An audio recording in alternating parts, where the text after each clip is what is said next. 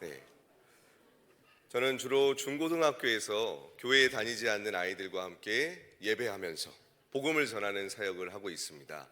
오늘 그 이야기를 함께 나눌 텐데요. 이제 PPT를 보면서 본격적으로 이야기를 나누도록 하겠습니다. 항상 이렇게 환영 인사를 하는 이유는 교회 외에는 세상에서는 환대의 영성이 거의 없습니다. 아이들이 학교에 교문을 들어서고 친구들을 만나면 첫 인사가 야, 이 10cm야, 개나리야, 욕으로 시작해서 욕으로 끝납니다. 근데 이 기독교 동아리 하는 날만큼은 서로가 서로를 축복하고 환대하는 문화를 만들기 위해서 이렇게 노력을 하고 있습니다. 그래서 학교 선생님들도 이 부분은 좋아하세요. 아이들이 일주일에 한 번만이라도 욕을 하지 않고 서로를 응원하고 축복하는 문화, 이러한 문화를 학교 가운데서 이제 만들어가는 것 중에 하나입니다. 저는 과거에는 교회에서 사역을 하다가 지금은 이제 그 기관 사역을 집중적으로 하고 있습니다. 중고등학교에서 집중적으로 사역을 하고 있는데요. 경화여자중학교에서 교목을 섬기고 있고 또 신학교에서 강의를 하고 있습니다. 특별히 저기 이 심볼이 하나 보이시죠? 네, 저게 혹시 뭘까요? 인스타그램이라는 앱입니다. 우리 어른들에게 익숙하지 않은 앱이죠. 저희는 카카오톡이 아주 편하잖아요. 우리 다음 세대들은 인스타그램으로 소통을 합니다. 여러분, 다음 세대를 품기를 원하십니까? 그러면 익숙하진 않지만 인스타그램을 꼭 설치하시길 바랍니다. 저희가 카카오톡에서 문자하는 것처럼 아이들은 저 인스타그램에서 문자를 하고 서로 연락을 주고받습니다. 그렇기 때문에 저희가 인스타그램도 하는 게 좋은 것 같습니다. 네, 본격적으로 오늘 이야기를 나누려고 하는데요. 저는 주로 교회에 다니지 않는 학생들에게 찾아가서 예수 그리스도 이름을 소개하고 영접하고 그리고 다시 교회까지 오게 하는 그 학원 복음화 사역을 집중적으로 하고 있습니다. 오늘 그 이야기를 나누도록 하겠습니다. 여러분, 이거 너무나 익숙하시죠? 뭘까요? 코닥. 코닥은 어떤 회사일까요? 카메라 필름 회사. 죄송합니다. 옛날 사람. 네. 코닥은 지금 우리 10대 아이들에게 어떤 회사냐면 옷 브랜드입니다. 전 세계 1위 업체였던 코닥은 망했습니다. 전 세계에서 가장 먼저 디지털 카메라를 개발했지만 CEO들이, 관리자들이 뭐라고 했냐면 우리 전 세계 1등 기업이잖아. 뭐하러 디지털 카메라를 내놓니? 소니가 제일 먼저 상용화를 시키고 코닥은 사라져버리고 말았고 지금은 옷 브랜드로 10대 아이들에게 알려져 있습니다. 여러분, 이게 뭐죠? 노키아와 모토로라. 너무나 익숙한 전 세계에 1위를 했던 노키아가 사라진 이유, 바로 스마트폰이 등장했기 때문입니다. 영원히 1등일 것 같았던 필름회사 코닥, 노키아, 이들 기업들이 사라진 이유가 무엇일까요? 다음을 보면 조금 이해가 더 쉬우실 것입니다. 독일이 제조 강국인데 계속해서 마이너스 성장률을 기록하고 있고 그 이유 중에 하나는 자동차가 잘 팔리지 않습니다. 근데 왜 이 자동차가 잘 팔리지 왜 않는 그런 구조가 되었는가? 바로 산업 패러다임이 바뀌었는데 전환하지 못했기 때문입니다. 전 세계 1위 전기자동차 테슬라. 처음에 전기자동차 만들 때 모두가 무시했지만 지금은 그 누구도 따라가지 못하는 전 세계 1위 기업. 자동차 브랜드 7개의 회사를 합친 시가총액보다도 테슬라가 훨씬 높습니다. 여러분, 교회는 어떤가요? 한국 교회는 부흥을 경험했습니다. 그런데 지금의 교회 모습은 어떨까요? 우리 한번 읽어보도록 하겠습니다. 시작. 격변의 시대에 가장 위험한 것은 격변 자체가 아니다. 지난 사고방식을 버리지 못하는 것이다. 여러분, 우리 장로교는 개혁측 교회입니다. 날마다 개혁을 하는 거죠. 그런데 어느 순간부터 우리 교회가 국회, 학교, 교회가 제일 안 변하는 세 군데 기관이라고 하죠. 가장 변화에 민감해야 되는데 그 결과 지금 먼저 우리 교단들의 다음 상황을 좀 보겠습니다. 통합측 통계를 가져온 이유는 통합측은 해마다 전체 교단의 통계를 내는 유일한 교단이기 때문입니다. 통합측이 2014년도에 280만이었던 성도가 9년이 지나서 220만의 성도만 남은 교단이 되었습니다. 9년 동안 60만 명이 감소했습니다. 그리고 22년, 23년 1년에 9만 5천 명, 거의 10만 명씩 감소하고 있는 추세입니다. 이게 너무 규모가 크니까 잘 이해가 안 되시죠? 이제 세대별로 분포도를 총회에서 발표했습니다. 특별히 빨간 동그라미를 봐주시면 영유아, 유치부, 중등부, 고등부 보시면 3%, 4%죠. 근데 숫자로는 7만 명대입니다. 220만 명 중에 7만 명의 중학생만 교회에 나옵니다. 그런데 이게 출석 기준이 아니라 재적 기준이라서 실제 출석은 1.9% 정도 됩니다. 여러분, 복음화율 3% 이하를 뭐라고 합니까? 미전도 종족. 너무나 안타깝지만 어른 기준 말고 지금 우리 다음 세대는 대한민국은 복음이 들어가지 않은 국가로 분류되어 있습니다. 이게 통합 측만 그럴까요? 그렇지 않습니다. 예. 통합 측에 9,473개 교회, 중등부 한번 7만 명을 나눠봤더니 한 교회당 중등부 평균이 7명입니다. 우리 교회는 중등부 7명 넘죠? 대형교회입니다. 평균 7명이에요, 평균. 예. 그리고 9,473개 교회 중 200명 이하 교회가 84% 가까이 육박합니다. 온누리교회, 소망교회가 있는 통합측 교단입니다. 우리 합동측은 어떨까요? 2021년에 총회 교육개발원에서 전국 교회학교 70%가 영유아부터 청년이 20명 이하라고 발표했습니다. 11,000개 중에 7,700개 교회입니다. 그리고 2025년 기준으로 9,350개 교회가 20명 이하입니다. 어른 기준으로 미래를 바라보시면 됩니다. 지금 현재 우리의 다음 세대 상황은 선교지가 되어버렸습니다. 우리 옆에 계신 분들과 함께 눈을 마주치고 이렇게 인사하겠습니다. 대한민국은 선교지입니다. 한 번 더 인사합니다. 대한민국은 선교지입니다. 네. 우리 강서구 인구가 약 54만 9천, 인구 대비 학생수가 8.6%입니다. 굉장히 높은 겁니다. 4대문 안에 있는 교회들은 5.9%에서 6% 초반입니다. 유치원생이 몇 명이죠? 3,700명. 교육청 통계입니다. 그런데 참고로 교육청 통계는 이제 전국에 있는 학교 2만 개가 넘는 초, 중, 고, 유치원까지 통합하다 보니까 1년 전 자료가 올라옵니다. 지금 2026년도죠. 이게 1년 뒤처진 자료입니다. 그러니까 더 많이 줄었다고 보시면 될 겁니다. 우리 강서구의 교회 100%에 나온다고 했을 때에 나눠본 평균 숫자입니다. 강서구 교회가 대충 한 600개가 좀 넘게 있더라고요. 600개가 넘는 교회가 3,700명 대상으로 유치원 사역을 하고 있는 겁니다. 근데 이 아이들이 100% 교회에 나오는 게 아니죠. 우리 베델교회 정도 사이즈가 아니면 웬만한 교회는 지금 유치부가 없습니다. 이 유치부 아이들이 앞으로 9년 뒤에 중학생이 됩니다. 이 말은 무슨 말이냐면 우리 교회 학교가 10년 뒤에 없어질 확률이 아주 높다는 것입니다. 복음화율 아까 3%라 그랬죠. 3%를 한번 4만 7천 명이 대입해 봤습니다. 1,400명이 교회 다닙니다. 제가 이 통계를 보여드리는 건 여러분을 낙심시키기 위해서가 아니라 검정색 글자를 봐주십시오. 교회 밖에 아이들이 엄청 많습니다. 우리의 인식 전환, 어디에서 일어나야 되는가? 먼저 우리 안에서 일어나야 됩니다. 그동안 우리는 모든 사역과 모든 것을 교회 안에서 감당했습니다. 교회의 중심으로만. 근데 이제 더 이상 다음 세대가 교회에 없습니다. 그 다음 세대는 전부 교회 바깥에 있습니다. 그렇다면 우리는 어떻게 해야 될까요? 교회 바깥에 있는 이 아이들에게 찾아가서 그물을 던져야지만 이 아이들이 다시 교회로 오게끔 되는 겁니다. 무슨 말인가? 목양 중심은 당연히 하되 선교적인 모드로 전환이 일어나야 한다는 것입니다. 여러분, 해외 선교 아울리치나 군선교 가보셨습니까? 우리가 선교지에 갈 때 교단이 뭐 다르다 혹은 뭐 우리 교회랑 상관없다 이런 거 따지고 가시나요? 그곳에 있는 한 영혼을 위해서 기도와 물질과 에너지를 투자하시나요?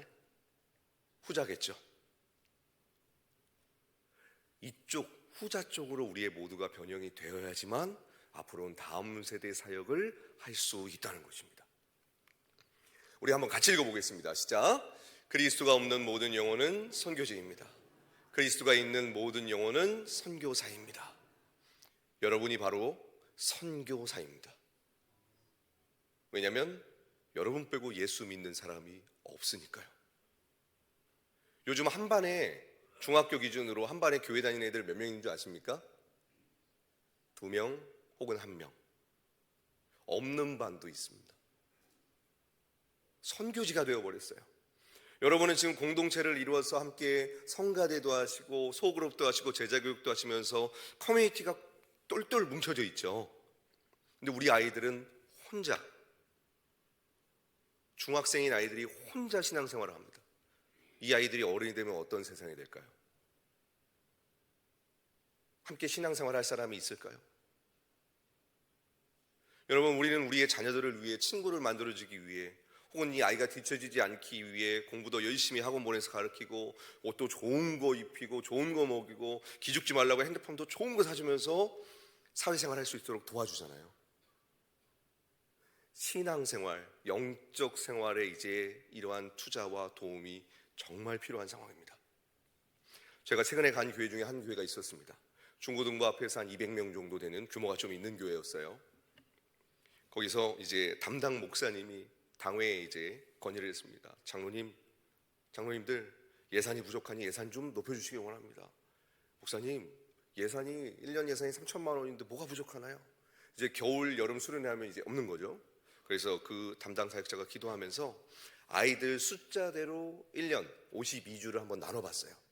그랬더니 한 아이당 1년, 그러니까 한 주 교회에서 그 아이들에게 투자하는 금액이 얼마였는 줄 아십니까? 800원이었습니다. 여러분, 학원비에 150만 원, 200만 원을 투자하고 있는 이 세상 가운데 교회는 800원을 투자합니다. 왜 교회에 아이들이 없는지 아시겠죠? 너무 간단합니다. 우리의 인식이 바뀌지 않으면 여전히 우리 아이들은 금액으로 당연히 비교하는 건 말도 안 되는 거지만 세상은 200만 원을 투자하는 이때에 교회에서는 800원을 투자한다. 아이들이 없는 것은 너무나 당연한 이치입니다.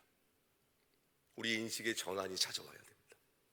그런데 놀라운 것은 한국교회는 지금 다음 세대가 없다라고 소리치고 있고 아우성치고 있고 눈물로 하고 있지만 타종교와 이단들은 전부 부흥하고 있다는 사실 알고 계십니까? 한 가지만 살펴보도록 하겠습니다. 지금 이러한 타종교와 이단들이 전부 학교 안에 들어와 있습니다. 초등학교, 중학교, 고등학교, 유치원에서 동아리를 만들어서 활동하고 있습니다. 하나님의 교회가 국제 We Love You라는 재단법인을 만들어서 활동하고 있는데요. 저 하늘색 정장 입으신 분이 그 유명한 하나님 어머님이십니다. 권사님 아닙니다. 예, 하나님 어머니. 예. 근데 왜 국가기관이 함께 할까요? 여러분, 우리 합동측 교단과 환경부나 보건복지부나 서울시가 같이 하나요? 같이 안 합니다. 국가기관이 같이 하려면 조건이 필요합니다. 사단법인이나 재단법인 이상이어야 되고 관대관 개념으로 MOU가 형성이 돼야 됩니다. 국가기관이 함께 한다는 건 무슨 말인가? 하나님의 교회는 국가가 인정하는 기관이라는 것입니다. 교회에서만 이단이에요. 이 개념을 저희가 이해하셔야 됩니다. 김대중, 노무현, 박근혜 대통령의 상을 받은 기관이 하나님의 교회입니다. 정부가 인정하는 기관이에요. 근데 우리 교회는 뭐라 그러죠? 이단이라고 무시합니다. 사회적으로 교회가 더 급이 낮습니다. 죄송한 말이지만. 네, 너무 안타까운 거예요. 이게 현실입니다. 저 수많은 사람들 보이죠? 중고등학생들입니다. 판교의 하나님의 교회 채플입니다. 여기만 그럴까요? 하나님의 교회 건물 많이 보셨죠? 부동산 투기가 아니고 지금 다음 세대가 차고 넘칩니다. 전부 다 청소년입니다. 교육청하고 MOU 맺고 하는 거라서 다 법입니다. 불법 아닙니다. 여기는 왜 다음 세대가 넘쳐날까요? 교회는 다음 세대가 없다고 아우성인데.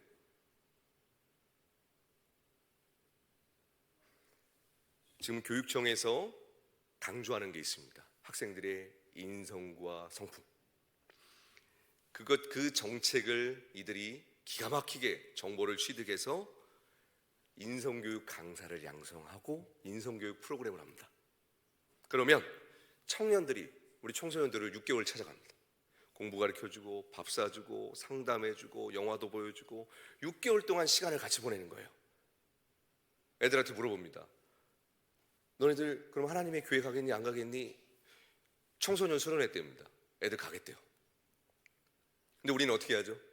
친구 초청잔치 하면서 주일날 오면 선물 줄게 교회에 나와. 지금 타종교와 단체들이 다음 세대에게 투자하는 것과 교회가 이 아이들에게 접근하고 투자하는 게 이렇게 차이가 납니다. 또한 UCC 스페이스라는 전용 앱, 전 세계로 언어로 번역이 된 앱이 있습니다. 중학교 1학년짜리 아이가 전교생에게 링크와 사진을 보냅니다. 여러분, 우리 아이들은 태어나자마자 태블릿과 스마트폰을 가지고 영상을 보면서 생활을 하는 아이들입니다. 이미 그 영역 안에 생태계를 구축해놨어요. 여러분, 신천지 홈페이지 들어가 보십시오. 옛날에 아바타 들어가려면, 메타버스 들어가려면 회원가입해야 되잖아요. 지금 신천지 홈페이지 들어가면 아바타 누르면 신천지의 모든 역사, 수료식, 성경 공부 다 아바타가 소개합니다. 아이들이 너무나 손쉽게 접하고 있습니다. 네. 지금 타종교와 이단들은 학교, 학원 선교에 올인하고 있습니다. 그 이유가 무엇이냐면 저희랑 똑같이 다음 세대가 없어서 TF팀을 만들었어요. 그래서 과연 다음 세대, 미래 세대가 어디 있는가? 조사했더니 학령 인구가 약 550만입니다. 이 아이들이 학교에 있다는 사실을 발견하고 주무부처와 MOU를 맺고 학교에 다 들어왔습니다. 학교에서 이들은 너무나 적극적으로 활동하고 있습니다. 여러분, 템플스테이 들어보셨죠? 템플스테이가 우리나라 인성교육입니다. 이 템플스테이에 1년에 290억의 세금이 지원이 되고요. 지금까지 660만 명의 사람들이 템플스테이를 경험했습니다. 우리나라 종교 선호도 조사 1위가 불교, 이게 저절로 된 게 아니고요. 어려서부터 템플스테이를 경험한 결과값입니다. 네. 그런 이때에 우리 베델교회는, 공항 베델교회는, 우리 합동측 교단은 무엇을 하고 계십니까? 어떤 대안과 전략이 있으십니까? 지금 우리 한국교회가 하는 운동이 있죠. 인당 3-4명씩 출산하기 운동. 근데 지금 타종교와 이단들은 사단법인, 재단법인을 만들어서 교과서를 만들어서 학교에 들어가고 있습니다.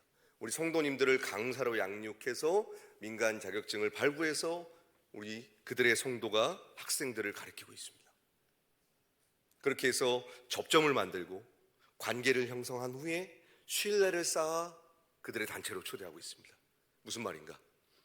생태계를 만들어서 지속 가능한 교회 학교 구조를 만들었습니다. 그런데 우리는 지금 각계존투하고 있죠. 과거처럼 아이들이 넘쳐날 때 정말 부서별로 100명, 200명씩 있었던 한국교회, 그 황금기가 지나가고 이제는 교회 학교가 대부분 사라져가고 있는 이때에 우리는 여전히 교회 안에 있지만 이들은 아이들이 있는 학교로 가고 있다는 것입니다. 그렇다면 우리는 어떻게 해야 될까요? 계속 교회에만 있어야 될까요? 교회를 버리라는 말이 아닙니다. 교회 안에서 철저하게 준비하시고 세상인 학교로 가서 그물을 던져야 됩니다. 물고기는 교회 바깥에 있습니다. 그렇다면 우리가 구체적으로 어떻게 이 아이들에게 복음을 전할 수 있을까요? 여러 가지 대안과 방법이 있겠지만 저희가 학원 모고마 사역을 소개하도록 하겠습니다. 2009년도에 저에게 일어났던 일입니다. 제가 당시엔 전도사였고 토요일 날 새벽 기도를 담당하고 있을 때였는데 새벽 기도 끝나고 이제 라인을 정리하고 집에 가려고 하는데 갑자기 집사님 한 분이 저를 부르시는 거예요. 여자 집사님이셨습니다. 전사님, 잠시 할 얘기가 있어요. 제가 오늘 기도를 하는데 하나님이 저희 마음 가운데 감동을 주셔서 제가 학교에서 동아리를 만들 거예요. 오셔서 예배를 인도해 주세요. 학교에 동아리를 어떻게 만드나요? 제가 고등학교 음악 교사예요. 그래서 학교라는 데를 처음 가게 됐습니다. 갔더니 정말 20몇 명이 있는 거예요. 신기했습니다. 분명히 저한테 기독교 동아리라고 했거든요. 그래서 찬양을 했는데 3분의 2가 안 따라 불러요. 설교를 하는데 자기들끼리 떠들어요. 기도하자고 했는데 기도도 안 해요. 너무 짜증이 올라오더라고요. 전도사가 설교하는데 이것들이 가면서 막 별의별 생각이 다 드는데, 이 동아리 시간, 저희 어렸을 땐 CE였죠. 지금은 이제 창조적 체험활동이라고 이름이 바뀌었습니다. 이 동아리 시간이 3시간짜리였어요. 3시간 동안 저 혼자 막 떠들었습니다.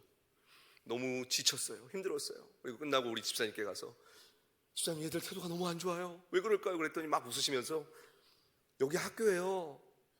교회 안 다니는 애들이에요. 이러는 거예요.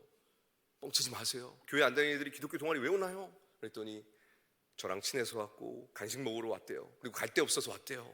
아, 그러냐고. 어차피 한 번만 할 거니까 정중하게 인사드리고 안녕히 계세요 했죠. 뒤돌아섰는데 우리 집사님이 이러시는 거예요. 이거 1년 동안 하셔야 돼요. 너무 당황스러웠습니다. 이걸 1년 동안 해야 된다니. 다음 시간에 이제 정말로 칼을 갈았죠. 어떻게든 이번 시간은 좀 만회해 보겠다 외쳤습니다. 얘들아, 오늘 이것에 은혜가 넘칠 거야? 그랬더니 한 친구가 손을 들어요. 쌤, 은혜가 뭔가요? 아무것도 모르더라고요. 얘들은 교회를 가본 적이 없어요. 성경도 모르고 하나님도 모르는 거예요. 저는 태어나서 교회 안 다니는 아이들에게 성경을 가르치거나 같이 예배할 거란 상상을 해본 적이 없습니다. 근데 이걸 1년 동안 해야 되는 거예요. 너무 힘들었습니다. 교회에서 했던 모든 것을 다 동원해서 해봤지만 반응이 없어요. 그리고 한 학기가 지나간 것 같아요. 두 번째 학기, 2학기가 됐습니다. 여전히 아이들은 반응이 없어요. 이제 속에서 정말 절망과 좌절을 넘어서 간절함, 이제 진짜 어떻게든 뭔가 해보겠다는 간절함이 표현하면서 기도를 하게 되더라고요. 하나님, 살려주십시오. 저를 사랑하시면 이 모임을 없애주셔야 됩니다. 못하겠어요. 못하겠어요. 그래서 없애달라고 간절히 기도했어요. 그리고 이제 1년이 지나갔습니다. 주님, 드디어 방황이 왔습니다. 이 모임 없어지겠죠? 그러더니 집사님에게 전화가 왔어요. 전사님, 올해도 이거 또 하셔야 돼요. 큰일 났어요. 금식을 해야 될 것 같더라고요.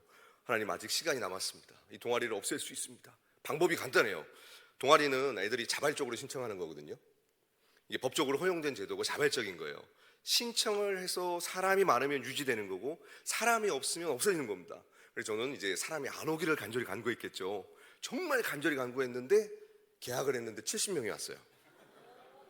너무 화가 나는 거예요. 그래서 앞에 있는 애한테 따졌어요. 너 여기 도대체 왜 왔니? 여기 재미없어. 왜 왔어? 그랬더니 여기 오면 아저씨가 라면 사준다고 소문났어요. 제가 애들 데려가서 라면을 사줬었습니다. 먹을 걸 먹이면 안 됐었는데.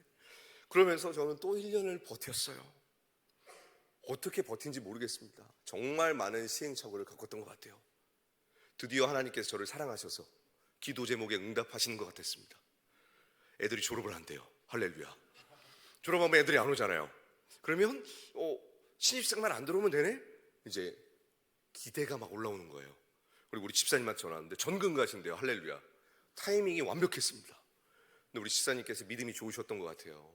학교에서 교회 다니시는 선생님들하고 신우회를 하고 계셨대요. 다른 선생님이 담당 교사가 되어준다는 거예요.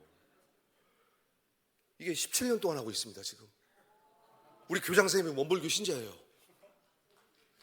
정말 하나님이 하신 겁니다. 예. 이게 동아리가 아이들이 자발적으로 만들면 할 수 있는 거거든요. 그래서 이걸 계속하고 있고 저도 덕분에 계속 중고등학교를 가고 있습니다. 저는 이 학교만 되는 줄 알았어요. 근데 우리 집사님 전근 가셨는데 이분이 또 어떤 분이신가? 또 만들었어요. 전화가 오는 거예요. 전사님, 여기서도 만들었는데 오실 거죠?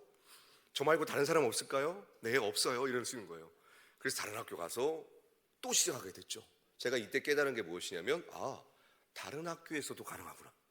이때부터 교회 안에서 학교에서 근무하시는 우리 선생님들을 찾기 시작했습니다. 동아리가 가능하다는 걸 알고 뒤늦게 각성을 했던 거죠. 여기는 이제 여자 고등학교인데 동영상 소리 켜주시면 좋겠습니다.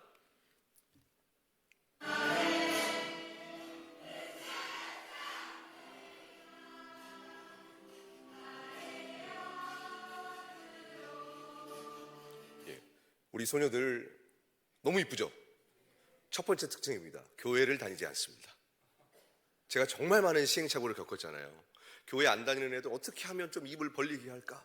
그래서 신나는 찬양 3곡 있죠. 그걸 선정했어요. 마지막 날에 주님의 멈출 수 없네, 그리고 마지막 찬양은 꽃들도 이렇게 해서 세 곡을 1년 동안 불렀습니다. 그랬더니 애들이 군가처럼 불러요. 율동도 애들이 만든 거고요. 아까 그 드럼 소리 들으셨죠? 필통입니다. 교회도 안 다녀요. 근데 막 복도에서 막 찬양하고 다니는 거예요. 와, 놀라운 하나님의 은혜가. 이때부터 슬슬 이제 학교 사역이 재미있어지더라고요. 그동안은 시행착오해 갖고 그때는 정말 재미가 없었습니다. 근데 이제 반응이 나오니까 재밌는 거예요. 이때부터 계속해서 놀라운 일들이 저에게 펼쳐지기 시작하는데, 제가 이제 사역지를 옮겨서 새로운 교회를 갔는데, 이 학교에서 했던 거가 있어서 아이들에게 도전하기 위해서 저희 부서에서 설교를 했어요. 근데 학교에서 근무하시는 우리 행정실 직원 선생님이 감동을 받으신 거예요. 교장 선생님을 찾아가서 저희 동아리 좀 해도 되냐고 허락을 받으셨대요. 근데 그 교장 선생님이 천주교 신자셨어요. 근데 허락을 해주신 거예요. 그래서 예배를 했는데 제가 이때 처음으로 부흥을 경험합니다. 2명이 시작했거든요. 근데 8주 만에 100명이 됐어요. 제가 드디어 이제 애들 많이 모이는 것까지 깨닫게 된 거예요. 대박이 난 거죠. 이 중학교는 매주 화요일 날 모이는데 점심시간에 250명이 모입니다. 교회 안 다니는 애들이에요. 심지어 이 학교는 천도교에서 만든 학교입니다. 네. 아이들 예배하는 모습 볼게요.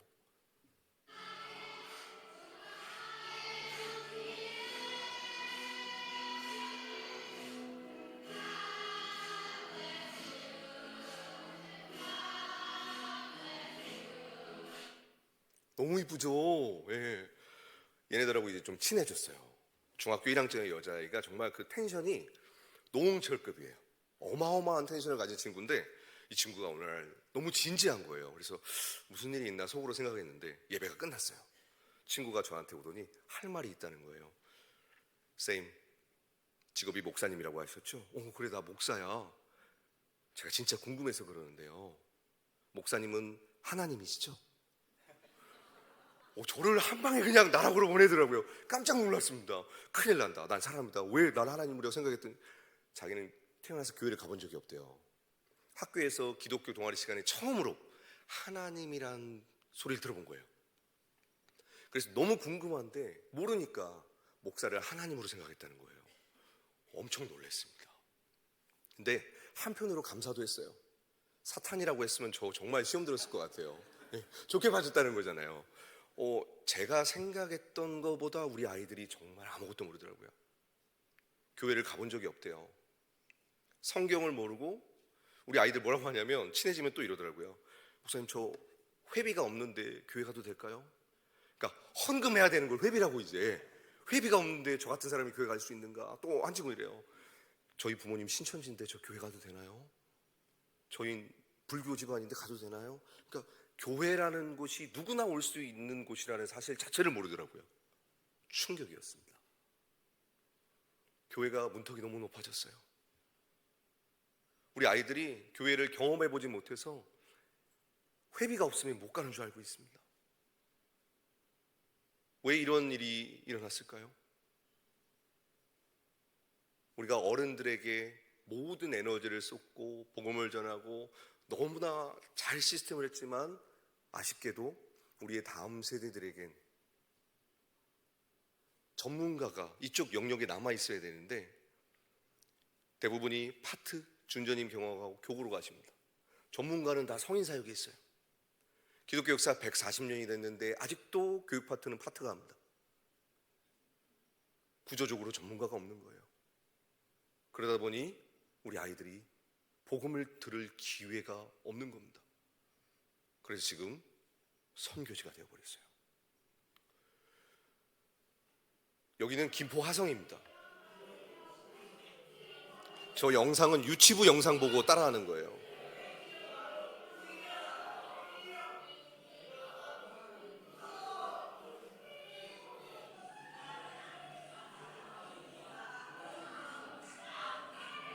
여러분, 김포 화성이라는 데가 어디냐면 민통선 앞에 있는 지역입니다.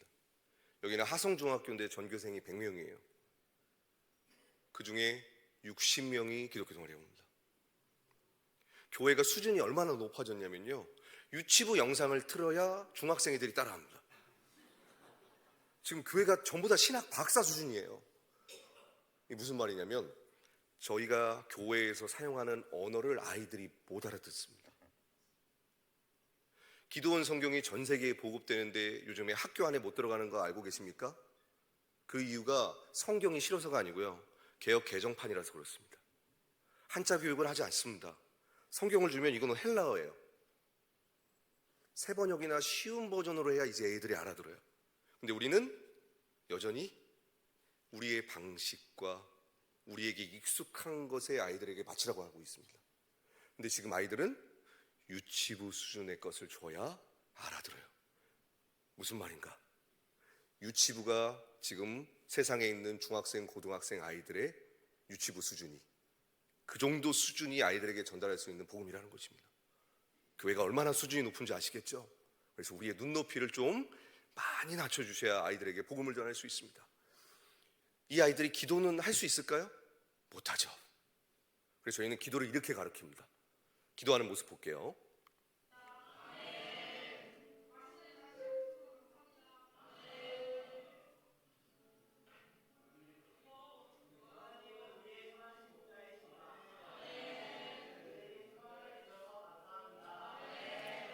기도를 해본 적이 없잖아요. 그래서 저희가 포스트잇에다가 한 문장씩 써서 줍니다. 그러면 모두가 같이 say 아멘을 하는 거예요. 나중에 아이들에게 설문조사를 했는데 이 기도 시간이 제일 행복했대요. 여러분, 학교는 작은 사회와 같습니다. 공부를 잘하거나 외모가 뛰어나거나 싸움을 잘하거나 부모님이 아주 빵빵하거나 재정적으로 그런 아이들이 목소리를 낼 수 있는 곳이에요. 근데 이 모임은 전교 1등이든 꼴등이든 서로의 목소리를 들어주고 축복하고 아멘을 합니다. 아이들이 이게 너무 감동적이었대요. 이 아이들에게 어떻게 기도를 가르칠 수 있을까 정말 많이 고민하면서 이렇게 아이들에게 설명했습니다. 얘들아, 너희들 갓난아이 시절 기억하니? 당연히 기억을 못하죠. 갓난아이가 쉬를 해도 울고 응아를 해도 울고 배고파도 울고 짜증나도 울고, 걔네들은 우는 거 외에는 표현하는 방법이 없잖아요. 이게 기도야. 우리가 말을 잘 못해도, 감정적으로 부족해도 하나님이 우리의 목소리를 들어 예수님의 이름으로 기도하면 돼. 그때부터 애들이 기도가 어려운 게 아니라 쉬운 거구나라고 생각하면서 저희를 보면 축복 기도를 해달라고 막 달려와요. 남학생 한 명이 너무 심각한 거예요. 막 달려오는 거예요. 무슨 일이야? 그랬더니 저 기도해 주셔야 돼요. 무슨 일인데? 담배 피다 걸렸어요. 교장실 간대요. 그렇구나. 선교지잖아요. 손 얹고 기도했으면 주님, 얘 징계 안 받게 해주시고. 애가 이걸 너무 고마워하는 거예요. 너무 순수합니다. 마치 시골에서 소가 아프면 우리 권사님들이 안수기도 해달라고 해주잖아요. 똑같아요. 학교 현장이 그래요. 근데 놀라운 일이 벌어진 건 이 아이들이 이 학교에서 예수 그리스도에 대한 따뜻함을 경험하고, 아까 그 벽에 서 있던 분이 학교 선생님이시거든요. 5분 거리 되는 교회에 아이들을 위해서 같이 청소년부에 나가주셨어요. 한 학기 만에 120명이 갔습니다. 교회를 한 번도 가본 적이 없는 그 아이들이. 여러분, 우리 아이들이 스스로 교회를 갈 수 있으면 얼마나 좋을까요? 근데 마치 양과 같아서 못 찾아요. 목자가 없으면 갈 수가 없습니다. 누군가 그 아이들을 안내해줄 이 땅에 목자가 너무 필요한데, 그 목자가 바로 우리 교회들 아닐까요? 어두운 가운데 길을 헤매고 있는 이 아이들을 예수 그리스도의 영광의 빛으로 초대할 수 있는 유일한 소망이 바로 교회입니다. 교회입니다. 저는 이렇게 학교의 위촉장을 받고 들어갑니다. 이걸 왜 보여드리는가? 불법이 아니라 합법이라는 겁니다. 위촉장 받고 들어가고 있어요. 유초등학교 병설 유치원입니다.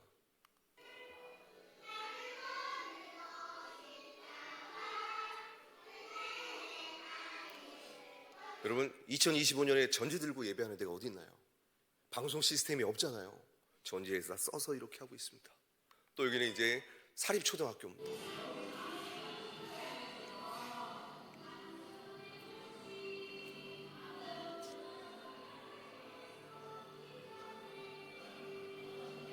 너무 이쁘죠, 애들.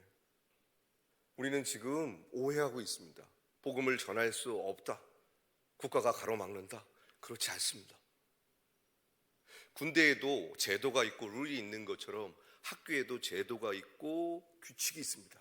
그 제도와 규칙만 이해하면 지금도 얼마든지 복음을 전할 수 있습니다. 제가 1년에 만나는 청소년 아이들이 학교 안에서 5만 명입니다. 5만 명에게 복음을 전합니다. 근데 이 아이들을 보낼 교회가 없어요. 이게 너무 지금 슬픈 현실입니다. 이게 무슨 말인가? 교회들이 너무 바빠요. 주중에 학교에 오셔서 아이들하고 관계를 형성하셔야 되는데 그 관계 형성할 시간조차 없는 거예요. 그래서 우리 교단과 교회마다 이 학원 선교사 제도가 생긴다면 군목처럼 정말 이 학령 인구 550만 명에게 복음을 전할 수 있고 한국교회가 다시 부흥할 텐데 너무나 지금 안타까운 상황입니다. 그리고 제가 지금 경화여자중학교에 교목을 하고 있잖아요. 정말 놀라운 은혜가 있었는데요. 이제 교목님이 은퇴하시고 학교에서 연락이 왔어요. 목사님, 우리 학교에 이제 교목이 없는데 선교 목사님이 되어주실 수 있을까요? 그래서 제가 선교 목사로 교목이 된 겁니다. 근데 갔는데 애들이 1000명이나 있는 거예요. 900명이 교회를 안 다녀요. 저는 이제 예배를 세워야 되는 입장이었잖아요. 어떻게 1000명의 아이들에게 복음을 전할 수 있을까? 교장 선생님에게 마치 에스더의 심정으로 호를 내밀고 찾아갔습니다. 교장 선생님, 공문 15개만 쓰게 해주십시오. 어디다 보내시려고요? 지역교회에 보내려고 합니다. 그러면 지역교회가 와서 우리를 도와줄 겁니다. 저희가 많이 시도했는데 여태까지 그렇게 된 적이 없어요. 걱정하지 마십시오. 됩니다. 그래서 공문을 보냈는데 감사하게 15개 교회 중에 10군데 교회가 오케이 한 거예요. 교회들이 1년에 한 번만 찬양팀과 전교생 간식을 보내달라. 군성교회랑 똑같죠? 네. 애들은 코스트코에 그 오레오 한 박스 32개 있거든요. 지금은 가격이 올랐지만 그때 12,000원. 60만 원 가격이면 1000명을 먹을 수 있습니다. 싸죠? 예. 그리고 나서 예배 분위기가 이렇게 바뀌었습니다.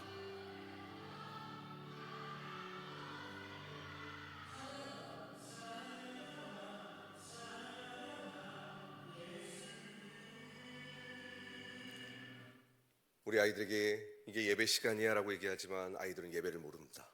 교회 안 다니잖아요. 콘서트인 줄 압니다. 그래서 아이들에게 즐겨라, 마음껏 흔들어라 하면서 이렇게 복음을 전하고 있어요. 네. 그리고 제가 신학교에서 어떤 강의를 하냐면 이 학원 선교사를 양성하는 걸 이제 열어준 신학교가 아신대와 성결대가 있습니다. 그럼 그 신학생들이 학교 현장에 1년 동안 갑니다. 그래서 실제적으로 교회 안 다니는 아이들에게 찬양도 하고 말씀도 전하면서 훈련을 받는 거예요. 그럼 아이들이 이렇게 변합니다.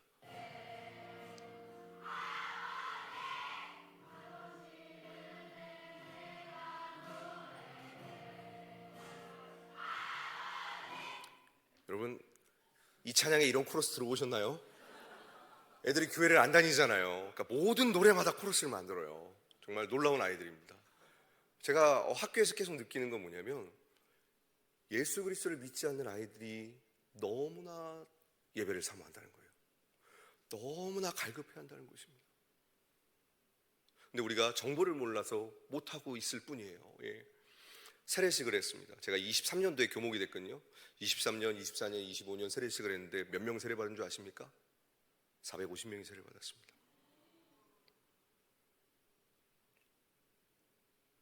우리는 복음이 전하기 어렵다고 하지만 지금 학교 현장에선 살고 싶어 몸부림치고 있는 영혼들이 이렇게 많다는 것입니다. 그리고 저희 학교는 여고 2개가 같이 있습니다.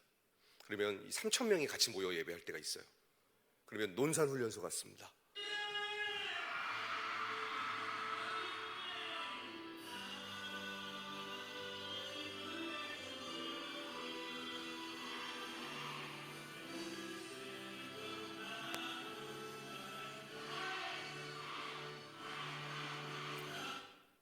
논산훈련소죠? 네. 얘들이 교회를 90%가 안 다녀요. 햄버거 가지고 오지 않습니까? 그날 영적 기도합니다. 요즘은 군부대 햄버거 가져가면 반응도 안 해요. 학교는 햄버거 가져가면 바로 영적 기도합니다. 제가 이걸 왜 보여드렸을까요? 저희 학교 한 번만 와주신다면, 햄버거 한 번만 보내주신다면 우리 아이들 다 자라납니다. 예. 우리 당회 예, 사랑합니다. 네. 예. 이렇게 이제 하고 있어요. 계속해서 저는 이제 교회마다 찾아가면서 복음을 전할 수 있습니다. 이 방법을 모르셔서 그렇지 방법만 아시면 하실 수 있습니다 하고 계속 이 방법을 소개하고 있습니다. 그리고 이제 이 아이들이 교회라는 곳에 와야 되는 게 중요하잖아요. 근데 교회에 오라고 하면 아이들이 교회라는 장소를 경험해 보지 못해서 무서워해요. 어떻게 하면 교회라는 장소를 경험하게 해줄까? 도시별로 학교가 연합한다고 하니까 애들이 오더라고요. 참 신기했습니다. 장소는 교회예요. 근데 학교가 연합한다 그러니까 와요. 참 신기하죠. 그렇게 해서 저희는 이렇게 예배하고 있습니다. 그러면 담임 목사님들, 지역에 있는 담임 목사님들이 환영 인사를 해주십니다. 왜 저희가 이렇게 하냐면 부모님들이 교회가 안전한 곳인지 인식하지 못하세요. 근데 그 지역에 있는 담임 목사님은 저분이 목사님이라는 사실은 얼추 알고 계세요. 그럼 안심하고 보내주십니다. 그렇기 때문에 반드시 담임 목사님의 환영사를 저희가 보여줍니다.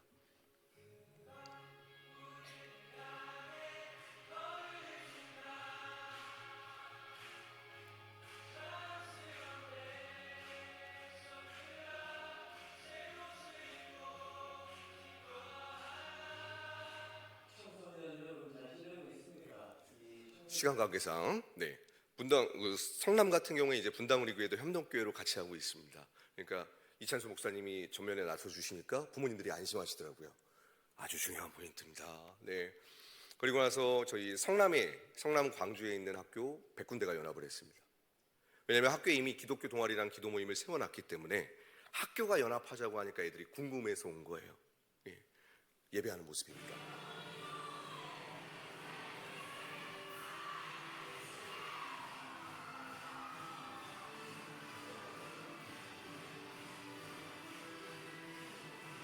저기 앞에서 신나게 율동하는 애들 있죠. 워십하는 애들. 얘네들이 교회를 안 다녀요. 얘들 때문에 정말 놀랐습니다. 찬양팀이 앞에서 찬양 인도를 하는데 갑자기 아는 노래 나왔다고 나오라는 거예요. 너무 당황한 거죠. 찬양팀도 자기들 춤춰야 된다고. 예배에 대한 에티켓이 없어요. 교회 안 다니는 애들이 한 200명 정도 왔거든요. 얘네들이 이렇게 춤췄는데 장로님 한 분이 감동을 받으신 거예요. 그날 햄버거 1000개 쏘셨습니다. 그랬더니 애들이 뭐라고 하는지 알아요? 햄버거 양손에 2개 딱 잡더니, 교회 안 다니는 애들 2개씩 잡아요. 2개 딱 잡더니 다음에 햄버거 또 주나요? 저희는 또 오겠습니다. 이러더라고요. 우리 아이들이 이렇게 순수합니다. 그리고 이 집회는 아이들이 간증을 하고 아이들이 기도를 하면서 집회를 인도해 갑니다. 여기는 이제 오른교회에서 웨이크업 할 때입니다.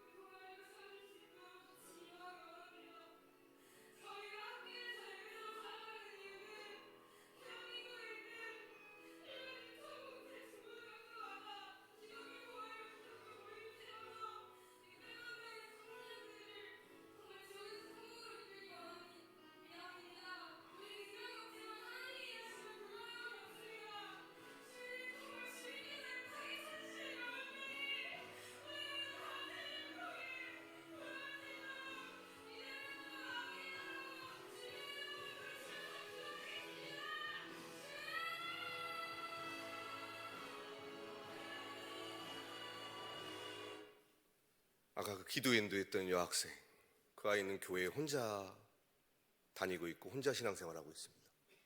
진짜 작은 교회예요. 근데 이 아이가 이 동아리를 할 수 있다는 정보를 듣고 친구들하고 같이 모여서 동아리 시작한 거예요. 그리고 저렇게 기도 인도하러 나온 겁니다. 여러분, 학교에는 지금 다음 세대가 차고 넘치고 있습니다. 그런데 이 아이들에게 찾아가 복음을 전할 교회가 너무나 희귀한 세상이 되어버렸어요. 교회들이 학교에 찾아와 주신다면, 그리고 학교의 문을 계속 두드려 주신다면 우리 아이들은 반드시 살아나고 교회로 돌아오게 될 것입니다. 그렇다면 우리 교회가 이걸 하기 위해서는 어떻게 해야 될까요? 가장 중요한 것은 오늘처럼 우리 교회 공동체가 이 사역에 대한 정보, 비전을 함께 공유하는 시간을 가졌습니다. 그리고 공감대가 형성되었다면 우리 교회 안에 분명히 학교에서 근무하셨던 전현직 교육공무원, 교사, 위클래스, 행정 직원들이 계십니다. 한 학교가 열릴 수 있는 비결은 행정적인 절차, 그러니까 군대로 따지면 군종 목사님이 교회가 들어올 수 있도록 행정적인 절차를 도와주는 것처럼 학교 선생님이 그 역할을 하는 거예요. 행정적으로 도와주면 저희가 학교에 들어가서 기독교 동아리를 도울 수 있습니다. 그런데 우리 선생님들에게 가장 큰 어려움이 무엇이냐면 민원입니다. 민원을 누가 넣죠? 엄마. 따라하겠습니다. 이 세상은 크게, 이 세상은 엄마가 지배한다. 엄마가 짱이에요. 그래서 학교별로 학부모 기도회를 만들어서 반대로 칭찬 민원을 넣으셔야 됩니다. 학교에는 칭찬 민원이 들어가지 않습니다. 칭찬 민원 넣으면 교장선생님이 너무 좋아하세요. 그러면 행정적인 부분이 해결됩니다. 우리 친구들은 무엇을 하면 되는가? 동아리는 신청서를 작성해서 제출해야 됩니다. 이게 행정 절차예요. 아이들에게 동아리 신청서를 제출할 수 있도록 안내를 하는 겁니다. 그럼 학교마다 합법적인 동아리 제도를 통해서 예배를 하면서 복음을 전할 수 있게 되는 것입니다. 예. 실제로 우리 오륜교회에 그래서 금요철회 때 비전을 공유했던 모습이고요. 그 후에 이제 교사들 커뮤니티를 조직해서 저는 좋은 교사 교육자선교회랑 MOU가 돼 있어서 계속 협력하고 있고요. 그리고 또 사립학교 학원장님들하고도 MOU가 돼 있습니다. 그래서 학교랑 소통하면서 행정적인 걸 해결하고 들어가기 때문에 지속적으로 사역이 가능한 것입니다. 그리고 가장 중요한 우리 학부모님들, 지금 카톡방에 220명의 어머님들이 계십니다. 어머님들이 학원 시간까지 바꿔주세요. 대통령도 못하는 겁니다. 근데 우리 어머님들이 성령의 감동을 받고 우리 아이들이 학교에서 예배하라고 도전해 주시더라고요. 그리고 마지막으로 우리 아이들이 수련회 시간에 이 정보를 듣고 학교마다 이제 이 전지에다가 동아리를 어떻게 개설하는지 작성하고 발표하게 합니다. 그러면 90% 이상 애들이 해내고 학교에 동아리를 만듭니다. 이러한 프로세서로 교회들이 지역학교 예배를 세울 수 있도록 돕고 있습니다. 아직 우리 강서구에 본격적으로 시작한 교회들이 없으세요. 우리 공항 베델교회가 이 사역을 품어주시고 함께 해주신다면 강서구 지역에 있는 학교마다 복음이 증거될 수 있겠죠. 그러기 위해서는 필요한 것이 있습니다. 첫 번째입니다. 우리 성도님들의 기도가 시작되어야 됩니다. 영적인 것입니다. 정말 많은 방해가 있습니다. 이미 타종교와 이단들이 학교 안에 들어와 있기 때문에 저희가 기독교 동아리 만드는 것에 방해가 있습니다. 두 번째로 필요한 것이 있습니다. 네트워크의 연결이 필요합니다. 선생님들 찾는 게 필요하고요. 또 우리 교회에 있는 아이들의 숫자가 부족할 경우 다른 교회랑 군선교처럼 연합이 일어나야 됩니다. 그러기 위해서는 담임 목사님들과 장로님들이 노회 안에서 연합이 일어나야 됩니다. 성남이나 오륜교회, 그러니까 분당우리교회나 오륜교회 같은 경우에 지금 한 교회가 50군데, 60군데에 개설을 했어요. 이게 가능한 이유가 지역교회 10군데랑 연합을 해서 같이 하기 때문입니다. 연합이 정말 중요합니다. 그리고 세 번째로 중요한 것이 있습니다. 아이들에게 간식을 후원해 주셔야 됩니다. 아이들은 먹으면서 즐겁게 예배하면서 복음을 듣고 교회로 오게 되어 있습니다. 아이들의 역할보다 어른들의 역할이 너무 중요하죠. 오늘 성경 말씀처럼 우리가 깨어 일어나 학교로 가서 복음을 외칠 때에 우리의 다음 세대는 반드시 살아날 것입니다. 우리 이 시간 잠깐 통성으로 한번 기도했으면 좋겠습니다. 하나님께서 우리 강서구에 공항 베델교회를 세우신 주님의 비전이 있으십니다. 5만 8천 명이나 되는 우리의 다음 세대 이 아이들에게 복음을 전할 교회로 우리 교회를 세우셨습니다. 하나님, 우리 교회를 통하여서 학교마다 예배가 세워지고 생명의 복음이 증거될 수 있게 해달라고, 우리를 사용해달라고 주여 외치시는 통성으로 기도합니다. 주여, 하나님 간절히 간구합니다. 성령 하나님, 교회 안에는 다음 세대가 없다고 눈물을 흘리고 있지만 여전히 교회 밖 학교 현장에는 우리의 다음 세대가 너무나 많습니다. 자그만치 550만 명의 다음 세대가 있습니다. 하나님, 이 아이들에게 찾아가 누가 복음을 전할 것인가? 바로 우리 교회입니다. 하나님, 우리 교회를 통하여서 학교마다 복음이 증거될 수 있도록 동아리가 세워지게 하여 주시옵소서. 이를 위하여 우리 교회가 기도를 시작하겠습니다. 연합을 펼쳐가겠습니다. 이 정보를 모르는 우리 목사님들과 장로님들께 노예의 시차례의 교단에 이 정보를 알려서 한국교회를 통하여 우리 다음 세대를 일으키고 다시 회복시키겠사오니 하나님, 우리 공항 베델교회를 사용하여 주시옵소서. 성령 하나님께서 우리 교회를 통하여 다음 세대를 살릴 수 있도록 주님 축복하여 주시옵소서. 하나님 감사합니다. 예수 그리스도는 어제나 오늘이나 영원토록 동일하시며 지금도 생명의 복음이 증거되고 있습니다. 우리가 그동안은 방법을 몰라서 못하고 있었다면 이제 방법을 알았사오니 하나님, 우리 교회가 담대히 용기를 갖고 기도하며 준비하여 학교 현장에 찾아가 생명의 복음을 증거하는 축복의 통로가 되게 하여 주시옵소서. 감사드리옵고 예수님의 이름으로 기도드립니다. 아멘.